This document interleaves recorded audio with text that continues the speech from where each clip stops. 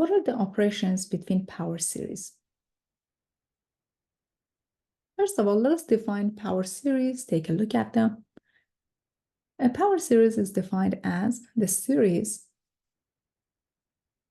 of the form Cn x to power n.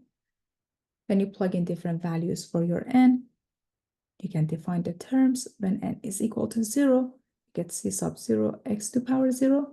When n is equal to 1, you get c sub 1 x to the first power. When n is equal to 2, you get c2 x squared. So you're basically adding these terms together. You're adding these polynomials together. What if we change the center to a? If center is not 0, then the power series is defined as Cn x minus a to power n.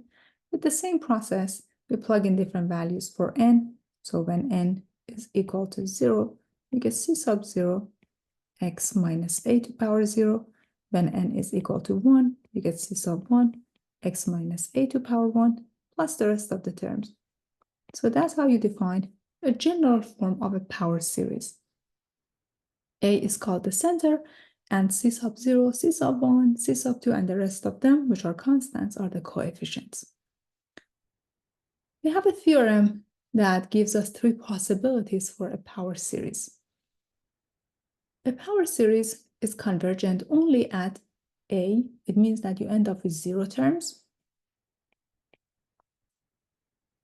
The power series is convergent everywhere.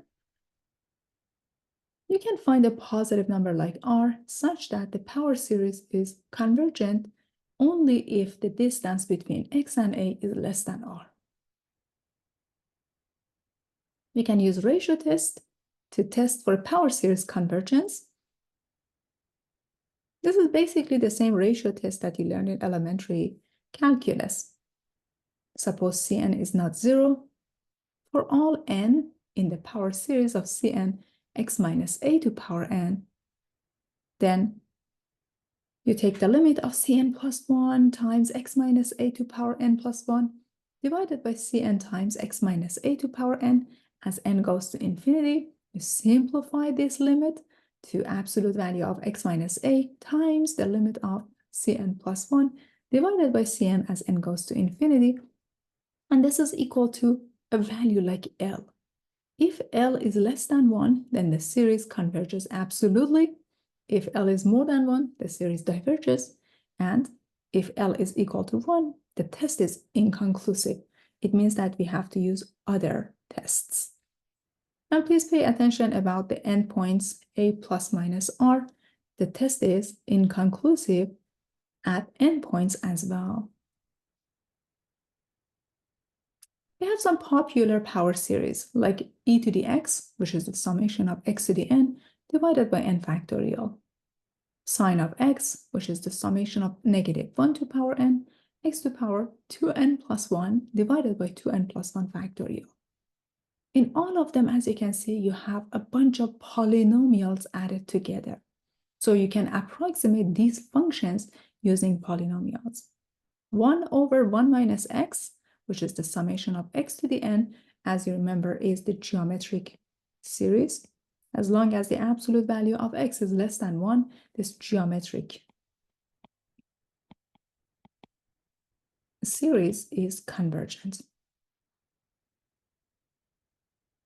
Also, ln of 1 plus x, which is the summation of negative 1 to power n plus 1 times x to the n divided by n, hyperbolic sine, and hyperbolic cosine. We have other analytic functions as well. These functions, they have power series representation.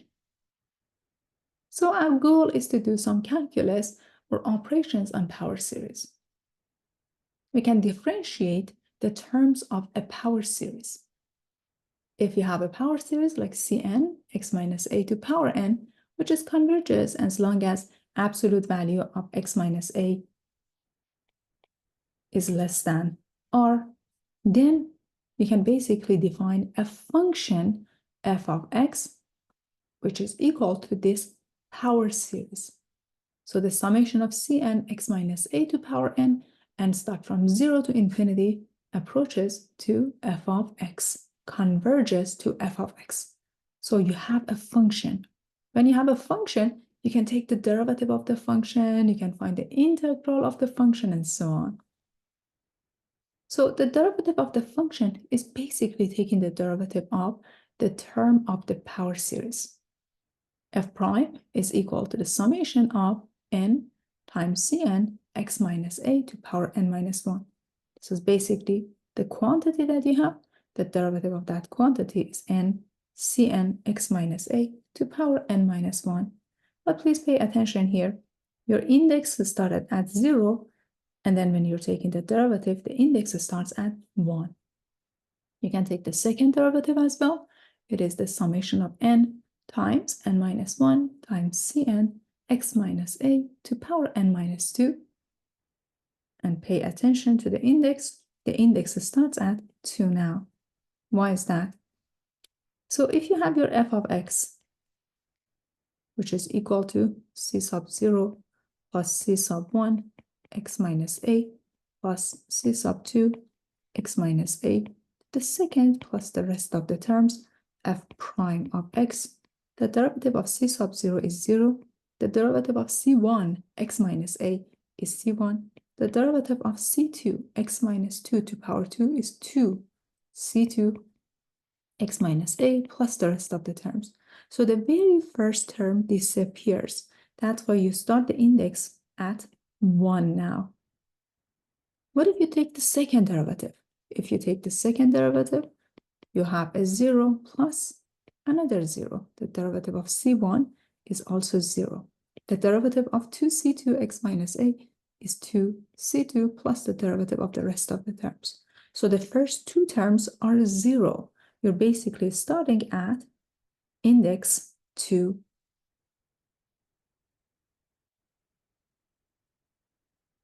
Consider f of x, which is 1 over 1 minus x, which is your geometric series. The summation of x to the n, and start from 0, goes to infinity. This is basically a series, and we want to take the first derivative, take the second derivative of this series. What is the derivative of this function? The derivative of this function, applying the quotient rule, is 1 divided by 1 minus x to power 2. So if you have p divided by q, when you're taking the derivative, it is p prime q minus p q prime divided by q squared. So when you have 1 over 1 minus x derivative, this becomes 0 times 1 minus x minus the derivative of 1 minus x, which is negative 1, divided by 1 minus x to the second power, which is basically 1 divided by 1 minus x to the second. Or you're taking the derivative of these term by term. The derivative of 1 is 0, just right here, invisible 0, plus the derivative of x, which is equal to 1, the derivative of x squared, which is 2x, the derivative of x to the third, 3x squared, the derivative of x to the fourth, 3x to the fourth, and so on. So here you have the summation of n x to power n minus 1, but now n starts at 1, goes to 0. So this is 0 plus 1, invisible 0. You can take the derivative as well, again, and find the derivative for the second time.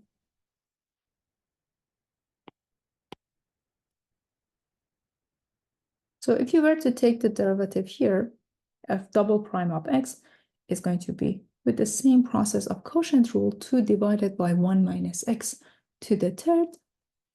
I can show you when you're taking the derivative of 1 over 1 minus x to the second, this is 0 times 1 minus x to the second minus 2 times 1 minus x times negative 1 divided by 1 minus x to the fourth. But this is just 0. You end up with 2 divided by, or let me write down everything, 1 minus x to the fourth, which is equal to 2 divided by 1 minus x to the third. And when you take the derivative of 1, this is 0 plus the derivative of 2x, which is 2, the derivative of 3x squared, which is 6x, the derivative of 4x cubed, 12x squared, and so on. So basically, when you took the derivative of n, x to power n minus 1, this is n times x minus n times n minus 1 times x to power n minus 2.